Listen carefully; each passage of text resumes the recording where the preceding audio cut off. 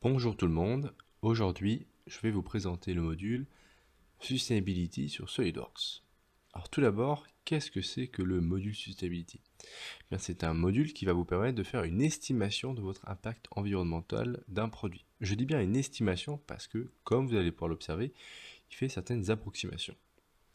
Alors, la première chose déjà, c'est d'afficher notre pièce ou notre assemblage, une VR, et ensuite d'ouvrir ce module. Pour cela, rien de plus simple, vous choisissez commande ici, ici, commande, et ensuite vous tapez Sustainability. Voilà, il vous le propose. Ne plus afficher ce message. Alors là, simplement, c'est toujours intéressant, ça vous rappelle le cycle vie du produit. Et ensuite, il va tout de suite m'indiquer une première chose, c'est me dire, tu n'as pas indiqué les types de matériaux pour chacun de tes produits. C'est normal, c'est un produit que j'ai récupéré directement sur Internet. Alors, pour cela, rien de plus simple, on va choisir une partie de la pièce, ouvrir la pièce en position, et on va la définir celle-là particulièrement. On rouvre notre module, et ici, il va nous demander quel type de matériau. Disons que c'est un acier inoxydable. Alors on va dans acier, on va chercher un acier inoxydable, voilà, on va prendre le 316L. Il nous indique ici son poids, et ensuite, il nous demande où est-ce qu'on fabrique. Alors comme vous pouvez voir ici, il fait une approximation. L'Amérique du Nord, c'est une région très différente. Suivant si vous êtes au Mexique, si vous êtes aux États-Unis, et suivant à quel endroit aux États-Unis, au Texas, à San Francisco, si vous êtes au Canada, c'est pas exactement la même chose. Donc il fait quand même des approximations, il faut vraiment en tenir compte. Ensuite, il va nous indiquer pour combien de temps on veut qu'elle dure. Bon, cette montre elle va durer 20 ans, de bonne qualité. Ensuite, il nous demande quelle propriété, quel procédé de fabrication. Bon, on va laisser sur du fraisage. Il nous indique aussi ici quelles sources d'énergie on va utiliser, donc ici de l'électricité ou du gaz, etc. en fonction des pays. Où est-ce qu'on va utiliser? Disons qu'on veut la vendre en Europe.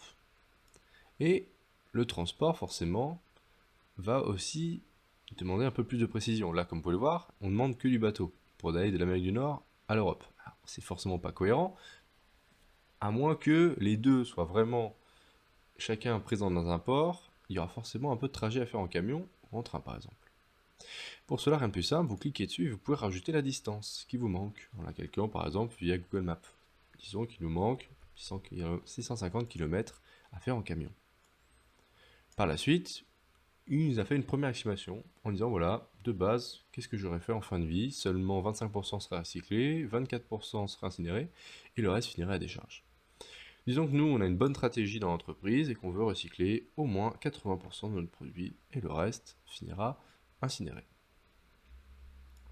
Sachant que c'est du métal, on va donc le mettre à décharge. Disons qu'il finit comme ça, un peu détruit malheureusement dans la nature. Et enfin, notre client ne l'a pas utilisé 20 ans, et seulement 15 ans.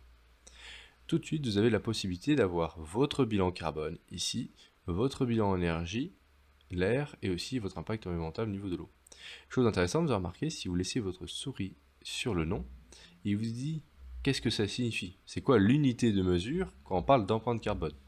Pareil pour l'air, qu'est-ce qu'il prend en compte? Le dioxyde de soufre. Pour l'eau, pareil. Donc ça c'est important, il vous explique ensuite. Pareil, si vous cherchez à faire des modifications, disons que tout de suite, moi je veux que notre matériau soit plus cet acier-là, mais ce soit un acier, disons, normalisé.